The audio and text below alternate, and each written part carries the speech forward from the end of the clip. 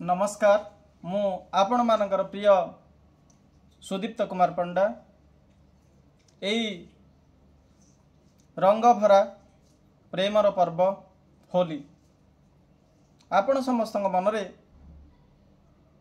नुआ रंग आनी दो नुआ संभावना सृष्टि करू एवं प्रेम भरी दो। आजिर आलोचन रही प्रेम। प्रकृत रे प्रेम कौन आपण माने जानती कि साधक जहा को आत्मीय मने करे अर्थात जीए आत्मीय भली लागे ता प्रति स्वतः ताहार प्रिय भाव जात होता है आपे आपे जात होता है। मात्र ये जो प्रिय भाव जात हबार पछरे मुख्यतः चारोटी लक्षण देखा मिली थाए। जदि आमे देखिबा जहाँ पाखरे प्रकृत आत्मीयता थाए जहाँ सहित आमर साधर्म्य अर्थात स्वरूपगत एकता थाए साधर्म्य एकता जहाँ को आमे कौन कही ना स्वरूपगत एकता ये हूँ प्रेम। द्वितीय कथा हूँ जहाँ सहित आमर अविच्छिन्न संपर्क थाए बा निरवच्छिन्न संपर्क थाए ताहा ही प्रेम। जहाँ ठारो आमे केबे हेले किछि मध्य चाहि न थाउ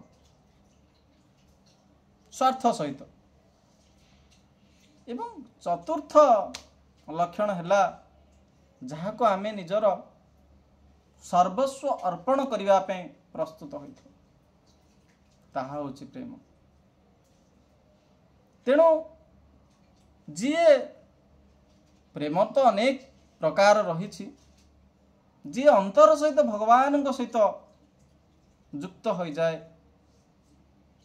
संलग्न हो जाए भगवान सहित आपणार भाव करनी तापरे भगवत प्रेम उद्भासित होता है जहाँ श्रेष्ठ प्रेम बोली अनेक तत्ववेत्ता माने मत प्रकाश करि थांती। सेही प्रेम प्रतिक्षण वर्धमानशील जहाँ भगवत प्रेम तथा वर्धनशील सहित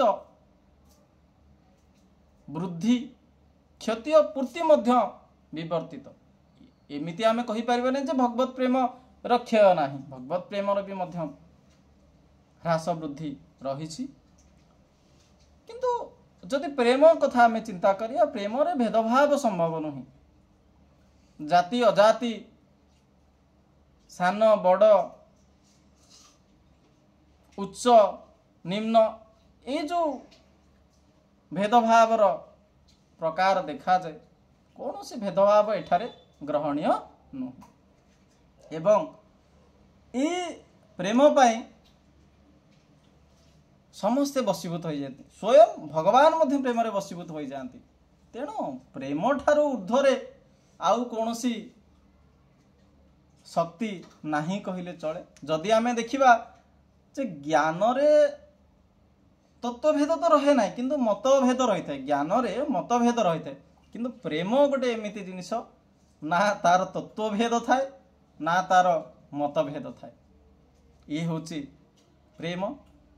तेणु हृदय निस्वार्थ भाव कामनाहीन भाव कौनसी प्रकार देश न रही कौनसी प्रकार आसक्ति न रही जो भावना जात होता है ताहा ही श्रेष्ठ प्रेम बोली मु मने करे। आपण माने निजर निजस्व मतामत देवाई अनुरोध आज एतिकी पुणी देखा आगामी वीडियो रे पुणी थरे समस्त को धन्यवाद जनाई आजिर वीडियो को एतिकी रे समाप्त करुछि। धन्यवाद।